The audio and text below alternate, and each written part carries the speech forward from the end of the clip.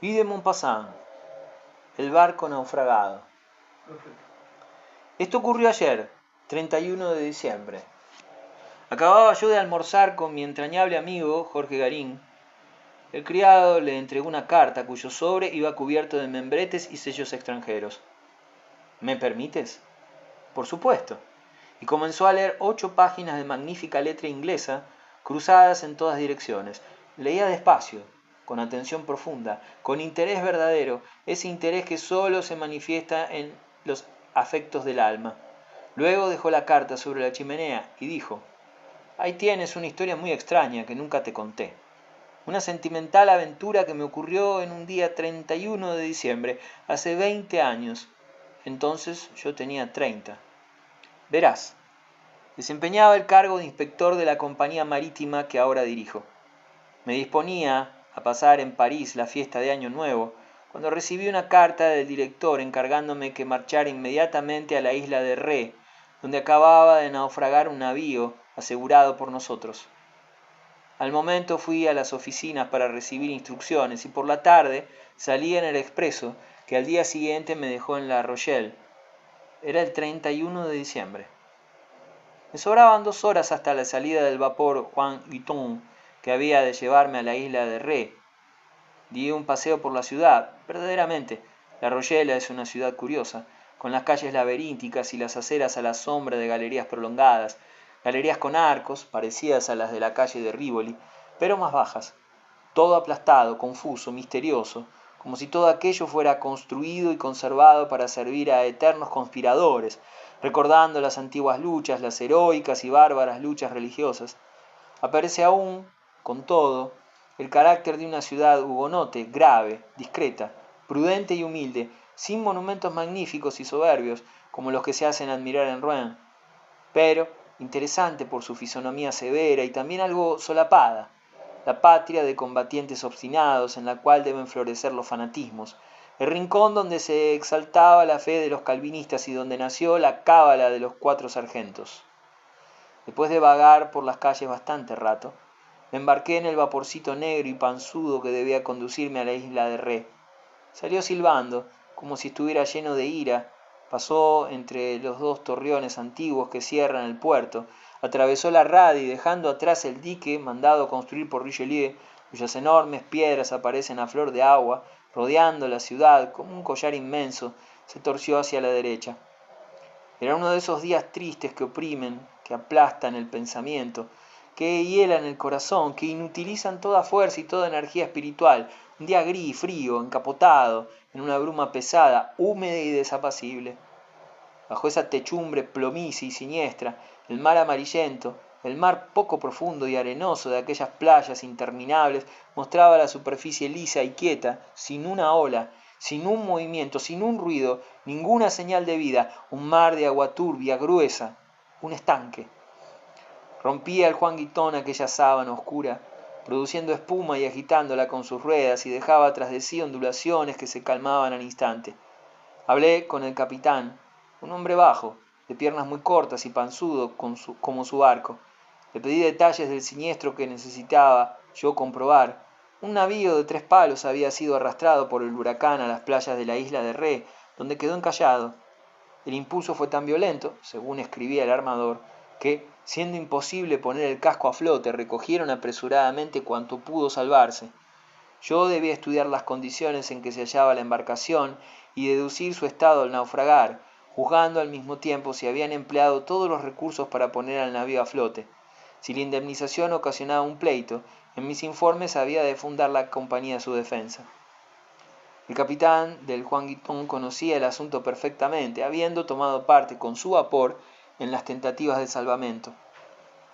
Me refirió el desastre, muy sencillo por cierto. El navío, empujado por el huracán, perdido en la noche, navegando sin rumbo en un mar espumoso, un mar de sopas de leche, decía el capitán, había encallado en los inmensos bancos de arena que, al bajar la marea, se ofrecen como inacabables desiertos. Mientras hablábamos yo miraba en torno mío y hacia adelante. Me parecía distinguir entre las brumas del cielo y las aguas del mar una franja de tierra. ¿Es la isla de Ré? Sí, caballero. Al poco rato el capitán me indicó un objeto apenas perceptible que se alzaba sobre la superficie del mar. Allí está el navío náufrago. ¿El María José? Justo, el mismo. Me dejó atónito. Aquel punto negro se ofrecía entre las aguas a 3 kilómetros de la costa, pero habrá 100 barcazas de profundidad en el sitio que usted indica. El capitán sonrió. 100 brazas. ¿Acaso no haya dos? Puedo asegurarlo. Llegaremos con marea alta a las 9:40, después de almorzar en el Hotel Delfín tranquilamente. Puede usted irse andando por la playa despacio y con las manos en los bolsillos. A las 2:50 o lo más tarde a las 3 podrá usted entrar en el navío sin haberse mojado siquiera los pies y podrá usted permanecer allí reconociendo 1 hora y media aproximadamente mientras dure la marea baja. Pero no se retrase usted mucho porque se vería de pronto cercado por el agua. Cuanto más el mar se retira, con más presteza vuelve. Es llana como un plato esta costa. Regrese usted un poco antes de las 4:50 y véngase al vapor que, saliendo a las 7, le dejará en la Rochela esta misma noche. Agradecí al capitán sus consejos y me senté junto a la proa, contemplando el pueblecito de San Martín, al cual nos aproximábamos rápidamente. Se parecía a todos los puertos en miniatura que sirven de capitales a las pobres islas diseminadas a lo largo de los continentes. Era un pueblo de pescadores, con un pie metido en el agua y otro apoyado en la tierra de labor, alimentándose con pescados y aves, legumbres y mariscos. La isla me pareció muy baja, de cultivo escaso y poca población, pero a punto fijo no puedo precisarlo porque no me interné en ella. Después de almorzar subí despacio la cuesta de un pequeño promontorio y descendí por la otra parte dirigiéndome a la playa. Como el mar se iba retirando rápidamente, avancé caminando en dirección de un objeto negro que se alzaba sobre la superficie azul. Allá, lejos, lejos. Avancé sobre aquella extensión arenosa, elástica como la carne, y que parecía sudar al sentir la presión de mis pies. El mar se alejaba, huía, perdiéndose de vista, y era difícil distinguir la línea que separaba el arenal y el agua. Aquel espectáculo me pareció una magia sobrenatural y gigantesca. El océano estuvo a mis pies minutos antes y desaparecía de pronto dejando arenas desnudas, como desaparece una decoración en los telares de un escenario. Yo caminaba por un desierto. Solamente la sensación del aire impregnado con los perfumes y sabores del agua salada persistía en mí. El penetrante olor de las algas, la humedad marítima llenaba mi olfato y mis pulmones. Yo, avanzando rápidamente, no sentía frío. Miraba el buque náufrago que me parecía cada vez más grande y fue tomando a mi vista el aspecto de una enorme ballena. Se destacaba más con el sol y en la inmensa llanura solitaria y amarillenta adquiría proporciones colosales. Al fin llegué a tocar el casco del buque, hundido, roto, mostrando su armazón como las costillas de un cadáver, su esqueleto de madera embreada y hendida por gruesos clavos. La arena lo cegaba, oprimiéndolo, poseyéndolo, sujetándolo, entrando en él por todas las rendijas. Era la dueña, la señora de aquel despojo. El navío tenía hundida profundamente su proa en la playa dulce y pérfida, y con la popa levantada parecía lamentarse de aquella opresión, mostrando al cielo con actitud suplicante y desesperada los dos nombres puestos allí con letras blancas: María José. Subí al navío por la parte que había quedado al ras del suelo, y llegando al puente bajé el interior. Entraba claridad por las compuertas y también por las rendijas de los costados, alumbrando tristemente aquella especie de cueva larga y sombría. Sentado sobre una cuba reventada, comencé a tomar notas acerca del estado lastimoso del buque.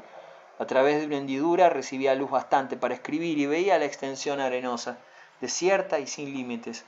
Una sensación de frío y de soledad se apoderaba poco a poco de mí. A veces interrumpía mis apuntes para escuchar los ruidos misteriosos que resonaban en el vientre del náufrago. Los cangrejos y otros pequeños habitantes del mar se habían instalado ya entre aquellas paredes que varios moluscos taladraban y carcomían sin cesar con su rechinamiento de barrena. De pronto, sonaron cerca de mí voces humanas. Di un brinco, sorprendido como ante una sobrenatural aparición. Creí un momento que se alzaba del fondo la sombra de algún ahogado, refiriéndome los martirios de su muerte. Rápido, a salto, llegué al puente, ayudándome con los puños, y vi en pie junto al navío a un caballero de buena estatura, con 3 muchachas, o más bien, un inglés con 3 inglesitas. Seguramente sintieron más terror del que yo había sentido al ver surgir con rápido movimiento una figura humana sobre aquel navío abandonado. La menor de las niñas huyó. Las otras 2 se agarraron a una manga del caballero, el cual había entreabierto la boca, único signo visible de su emoción. Luego habló. «Ah, señor, ¿será usted el propietario del buque?» «Sí, caballero». «¿Nos permitiría visitarlo?» «Sí, caballero».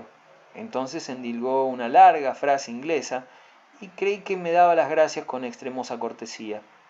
Comprendiendo que buscaban por dónde encaramarse y mostrándoles el mejor sitio, les ofrecí la mano.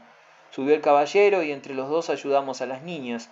Eran encantadoras, la mayor sobre todo, una rubia de 18 años, lozana como un capullo, tan esbelta y tan bonita. Ciertamente las inglesas bonitas me parecen tiernos frutos del mar. Parecía que aquellas acababan de brotar en la húmeda y suave arena. Sus colores, rosados y finos, recordaban los de las conchas nacaradas, las madreperlas misteriosas ocultas en las profundidades incógnitas de los océanos. Hablaba mejor que su padre y me servía de intérprete. Fue necesario explicar el naufragio con minuciosos detalles que yo inventé, como si hubiese presenciado la catástrofe. Luego toda la familia bajó a las bodegas. Cuando entraban en la medrosa galería lanzaron gritos de sorpresa y admiración, y al punto el padre y las 3 hijas empuñaron sus álbumes que llevaban sin duda en el bolsillo de sus impermeables y empezaron a trazar croquis y bosquejos, cada uno a su manera, del triste y singular aspecto de aquella ruina. Se habían sentado juntos en el extremo saliente de una viga y los 4 álbumes sobre las 8 rodillas se cubrían de pequeños trazos negros que debían representar el vientre abierto del María José. Sin desentender su dibujo, la mayor de las muchachas hablaba conmigo mientras yo seguía inspeccionando el esqueleto del buque. Supe que pasaban el invierno en Biarritz y que habían ido a la isla de Ré con el objeto único de contemplar el navío embarrancado. Aquella familia exenta en absoluto de la tiesura inglesa ofrecía el simpático aspecto de sencillez y chifladura que distingue a los curiosos vagabundos que salen de Inglaterra para derramarse por el universo. El padre, alto, enjuto, con los carrillos muy rojos y las patillas muy blancas, era una especie de sándwich viviente. Su cabeza parecía en realidad una loncha de jamón cortado en forma de rostro humano y oprimido entre 2 rebanadas de pan. Las niñas eran también larguiruchas y delgadas, así como zancudas, pequeñas de cría, exceptuando la mayor, que tenía formas correctas. Las 3 eran bonitas, pero la mayor sobre todo. Hablaba, sonreía, escuchaba, interrogaba con sus ojos azules, de manera muy graciosa y atendiéndome y dibujando, lo hacía todo con tanta gracia, tenía tal atractivo para mí, que hubiera estado junto a ella oyéndola y contemplándola eternamente. De pronto me dijo, «El buque se mueve». Fijando mi atención oí un ligero murmullo extraño, continuo. ¿Qué sucedía? Me levanté para ir a mirar por una hendidura y lancé un grito violento. El mar nos rodeaba. En un instante subimos todos al puente. Se nos había hecho tarde. El agua corría con prodigiosa velocidad, invadiendo la costa. Se deslizaba, extendiéndose y agrandándose como una mancha infinita. Cubría ligeramente la arena, pero la cubría en una extensión tan considerable que no era posible distinguir su límite lejano. El inglés quiso lanzarse a la playa y lo detuve. La huida era, más que arriesgada, imposible a causa de los hoyos profundos que pudimos bordear estando la playa en seco y donde caeríamos inevitablemente. Sentimos un momento de angustia cruel. Luego la inglesita sonrió diciéndome, «Ahora somos los náufragos». Quise reírle la gracia, pero el miedo no me lo consintió. Un miedo estúpido, vergonzoso y ruin. Todos los peligros que podían sobrevenir se me ofrecieron juntos en la imaginación. Estuve a punto de gritar «¡Socorro!», pero ¿a quién dirigirme? Las 2 inglesitas menores habían arrimado a su padre y éste miraba consternado el mar inmenso que nos rodeaba. Y la noche iba cerrando con tanta prisa como el agua iba subiendo, una noche pesada, húmeda, fría como el hielo. Entonces dije, «No hay más remedio que aguardar aquí». El inglés murmuró, «No hay más remedio». Y allí estuvimos media hora, 1 hora, en verdad no sé cuánto tiempo, mirando en torno el agua que subía, giraba, hinchándose, haciendo espuma como si jugueteara sobre aquel inmenso arenal reconquistado. Una de las niñas se quejó de frío y quisimos bajar al interior del buque para ponernos a cubierto de la brisa ligera y helada que nos hería con sutiles alfilerazos, pero el agua lo había invadido todo y tuvimos que recogernos contra la borda que nos resguardaba un poco. La oscuridad era cada vez mayor y allí estábamos los 5 apiñados entre las negruras del cielo y los murmullos del mar. Yo sentía estremecerse contra mi pecho la espalda de la inglesita, cuyos dientes rechinaban a cada punto. A través de las ropas también sentía el calor agradable de su cuerpo, que me resultaba delicioso como una caricia. No hablábamos, permaneciendo inmóviles, mudos, acurrucados como bestias en un hoyo para guarecerse del huracán, y sin embargo, a pesar de todo, a pesar de la noche, a pesar del peligro que aumentaba por momentos, empecé a sentir la dicha de hallarme allí, gozando con el frío y el riesgo de aquellas horas eternas de oscuridad y angustia, cerca de aquella deliciosa muchacha. Reflexionando, no sabía yo mismo a qué atribuir la extraña sensación de bienestar y de alegría que me penetraba. ¿Por qué? ¿Alguien lo sabe? Porque la tenía junto a mí. ¿A quién? ¿A ella? ¿Y quién era ella? Una inglesita desconocida. No me sentía enamorado ni apasionado, y me inspiraba una ternura muy grande, un encanto, una irresistible atracción. Hubiera querido a toda costa salvarla, consagrarme a ella, realizar locuras por ella. Cosa extraña. ¿Es posible que la presencia de una mujer nos trastorne de tal modo? Es ese poder de su gracia lo que nos envuelve. Es la seducción de la hermosura y de la juventud que nos embriagan como el vino. Será tal vez una especie de contacto amoroso, afinidad, misterio de amor que procura sin descanso unir a los seres, que pone sus artes en juego, que desde que se miran un hombre y una mujer por vez primera y que los hiere una emoción difusa, una emoción secreta, diseminada en todo el ser, como se humedece la tierra para que germinen las flores. Pero el silencio de la oscuridad causaba espanto. El silencio del cielo, porque las aguas, removiéndose constantemente con un murmullo vago, ligero, infinito, con el rumor de un mar que sube tranquilamente, nos amenazaban. Oí sollozos. La menor de las niñas lloraba. Su padre, queriendo consolarla, le explicaba no sé cuántas cosas en su idioma. Comprendí que su largo discurso tenía por objeto distraerla de los temores que le inquietaban. Pregunté a la que se hacía dueña de mí con la dulce presión de su cuerpo: ¿Tiene usted frío, señorita? Oh, sí, tengo mucho frío. Quise darle mi abrigo, pero lo rechazó. Ya me lo había quitado y le envolví a su pesar. En la breve lucha que sostuvimos, tropezando su mano con la mía, un latigazo de placer estremeció toda mi carne. Pasados algunos minutos arreció el aire y el mar chocaba con más fuerza en las maderas del buque. Me incorporé. Una ráfaga me azotó el rostro. Se había levantado el viento. Advirtiéndolo también en inglés, dijo sencillamente: malo, esto es malo para nosotros. Era la muerte segura si el menor oleaje azotaba y sacudía el deshecho casco. Crecía nuestra angustia de segundo en segundo. El viento era cada vez más fuerte. Poco a poco aparecían en la oscuridad movedizas rayas blancas. El mar se agitaba y el María José, balanceándose, nos hacía estremecer. La inglesa temblaba, sintiéndola vibrar sobre mí. Me costaba trabajo contenerme y no estrecharla entre mis brazos. A lo lejos, detrás de nosotros, al frente, a derecha y a izquierda, brillaban los faros de las costas, luces blancas, amarillas, rojas, unas girando como gigantescos ojos, otras fijas como estrellas del cielo. Todas parecían contemplarnos, aguardando la hora en que nos hundiríamos para siempre. Sobre todo una de aquellas luces me irritaba, encendiéndose y apagándose de medio en medio minuto. Aquello era una mirada viva, de fuego, a intervalos cubierta, en regular y desesperante parpadeo. De cuando en cuando el inglés encendía un fósforo para ver la hora, luego se guardaba el reloj en el bolsillo. Al fin, una de las veces, con el reloj en la mano y alzando la cabeza sobre la de sus hijas, me dijo con soberana gravedad: «Le deseo a usted un feliz año nuevo». Eran las 12. Le ofrecí una mano y la oprimió. Luego pronunció una frase inglesa y de pronto sus hijas entonaron el himno de Dios salve a la reina, que se alzó en la oscuridad, perdiéndose a través del espacio. La primera impresión que aquello me produjo fue de risa. Luego me sentí profunda y extrañamente conmovido. Era imponente y siniestro aquel himno de náufragos, de condenados, algo como una plegaria, más grande aún, algo comparable al antiguo y sublime Ave César, moriture te salutant. Cuando acabaron, supliqué a mi vecina que me cantase una balada, una leyenda, lo que fuese más de su agrado para distraer nuestras angustias. Accedió, y su voz clara y juvenil revoloteaba entre las negruras de la noche, cantando una canción triste sin duda, porque las notas lentas se arrastraban como pájaros heridos rozando las crestas de las olas. El mar, enardecido, sacudía el casco del buque. Yo solo pensaba en aquella voz que me hacía recordar el canto de la sirena. Si una barca de pescadores hubiese cruzado cerca de nosotros, ¿qué hubieran dicho los tripulantes? Mi espíritu atormentado se desvanecía en sueños. Una sirena. En verdad no era una sirena, una hija del mar, aquella criatura que me había retenido en el buque, abandonado, y que muy pronto se hundiría conmigo en las olas.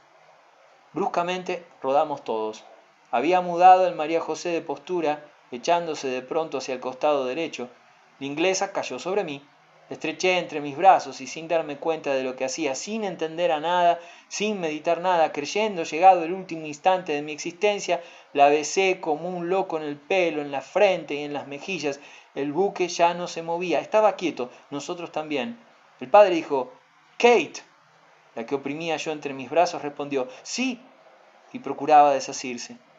Hubiera yo querido en aquel momento que se partiera en pedazos el buque y que ella cayese conmigo al agua. El padre añadió, una pequeña sacudida, nada. Conservo a mis 3 hijas. Al caer, no viéndola junto a las otras, la creyó perdida. Me levanté y vi una luz en el mar, cerca de nosotros. Era una barca. Grité. Me contestaron. Iban a buscarnos porque habían supuesto nuestra imprudencia al dueño del hotel. Salvados al fin. Esto me contristaba. Nos recogieron y nos llevaron a San Martín. El inglés murmuraba, frotándose las manos, «Buena cena, buena cena». Cenamos juntos, pero yo estaba triste. Sentía la nostalgia de aquellas horas de peligro y ternura en el María José. Al día siguiente nos despedimos. Ella me prometió escribirme. Se fueron a Biarritz. Estuve a punto de ir tras ella. Me había impresionado profundamente. Si aquello dura siquiera una semana, me caso con la inglesita. ¿Cuántas veces el hombre se muestra débil, incomprensible? Durante 2 años no tuve noticias. Luego recibí una carta de Nueva York. Se había casado y me lo participaba. Desde entonces nos escribimos todos los años, a primeros de enero. Ella me refiere su vida, me habla de sus hijos, de sus hermanas, jamás de su marido. ¿Por qué? ¿Por qué? Yo le recuerdo solamente aquellas horas pasadas en el buque abandonado. Es la única mujer que me ha enamorado. Es decir, que me hubiera enamorado, sí, quién sabe. Las circunstancias nos conducen y luego todo pasa. Debe ya ser vieja. No la reconocería. La de mi juventud, la de aquel día, encantadora. En sus cartas me dice que ya tiene blanco el pelo, Dios mío. Saberlo me angustia, su cabello rubio, tan rubio. No, la que yo conocí no existe, no es la misma. Qué tristeza.